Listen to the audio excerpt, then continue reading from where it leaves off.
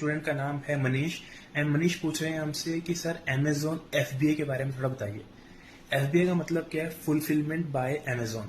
जी हाँ, मतलब अगर मेरे को कोई सामान बेचना है तो अमेजोन ने मेरे को 3 ऑप्शन दे दिए हैं कि या तो खुद ही पैकिंग कर लो, खुद ही शिपिंग कर लो, या फिर पैकिंग खुद कर लो, शिपिंग मुझसे करवा लो, या फिर आप पैकिंग भी मेरे पे छोड़ दो, शिपिंग भी मुझ पे छोड़ दो, सब कुछ जो है इनवॉइसिंग व्हाटसोएवर सब कुछ मैं कर दूंगा, जिस चीज को बोला जाता है FBA।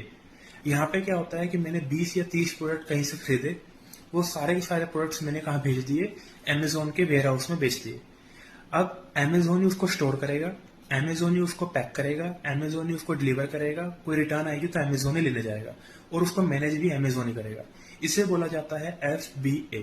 अच्छा कॉन्सेप्ट है, थोड़ा सा कॉस्टली जरूर पड़ता है, लेकिन अगर आप ट्राई करना चाहें तो डेफिनेटली ट्राई कर सकते हैं। जो लिंक मैं आपके सामने दिखा रहा हूँ, इस लिंक पे आप जा सकते हैं, और डिस्क्रिप्शन के अंदर मैंने ये लिंक आपको दे दिया है। Thank you so much.